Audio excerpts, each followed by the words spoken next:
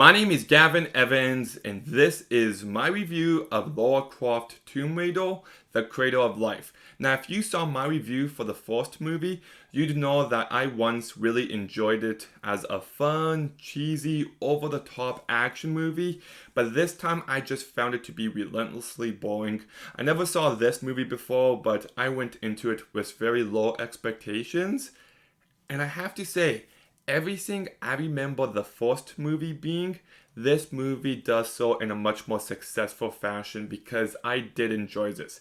Yes, it's cheesy. Yes, it's dumb. Yes, it's over the top, but it's also fully aware of it this time, and it just really goes for it. Like, this movie begins and it's focusing on a wedding, and then all of a sudden they put on walk music and they start jamming out, and I'm just like, that's a really funny way to start this movie.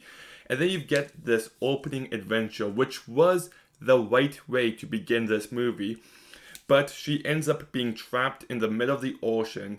So she cuts her arm so blood goes out, a shark comes nearby, and she punches the shark in the face and then rides the shark to the top. It's brilliant. It's absolutely brilliant. There's also another scene where she has one of those guns that have a knife at the end, and as soon as she grabs it, it starts playing this cheesy British military music kind of tune, and it just makes the scene very goofy, yes, but also very memorable. So I got a lot more entertainment from this movie. And I also think it does a good job of just being more. I said one big issue of the first movie is how they really only go to two different rooms in two locations. It's not a very exciting adventure movie. And this one, they actually go to all these different places, and it just feels grander in scope, and it really benefits this kind of movie. You've also got yourself more action, and I do like the story here. You've got yourself this great ancient item that we've all heard about, Pandora's box, and how some villain wants it for evil reasons, and then she has to go to all these different locations, and in the end there's a supernatural aspect. They find this underground lair of some sort, and it's perfect. It's exactly what I want from this kind of movie. But that doesn't mean this movie is great. I think my biggest issue is that it's just too long.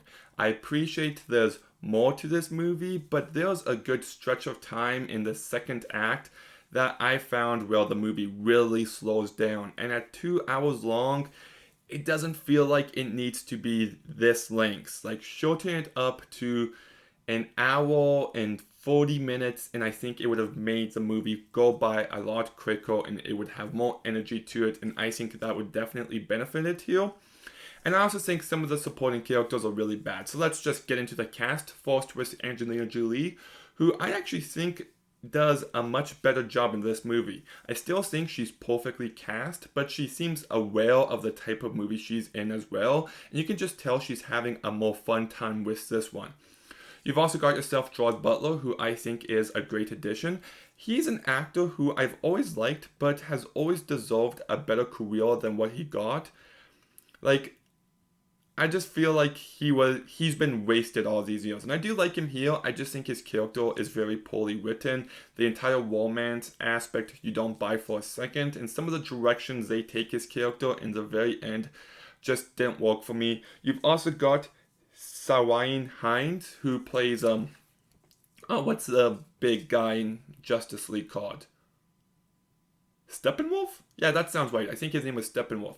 Anyways, here he plays a human named Jonathan Weiss, and every time I heard his name, I kept thinking they were saying Jonathan Price, and no, so that kept throwing me off. His performance, though, very bad. It's a very bland, forgettable character that just leaves no impact at all.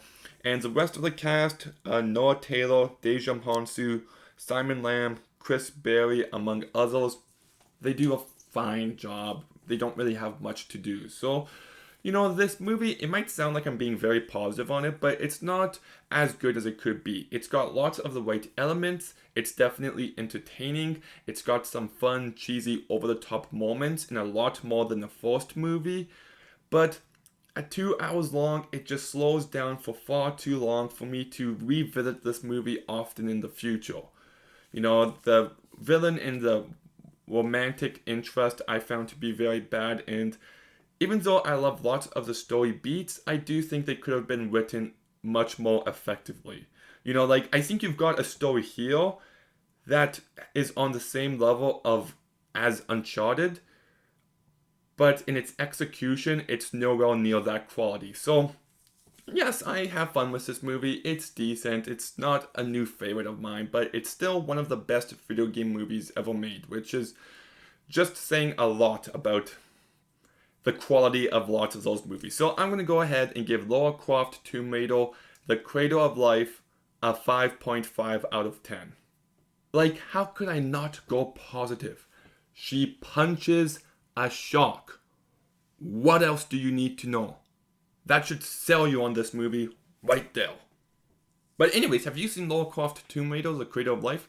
What did you think about it? Let me know in the comments down below. Make sure you like, make sure you comment, make sure you subscribe. Stay tuned for some more videos soon, and Gavin out.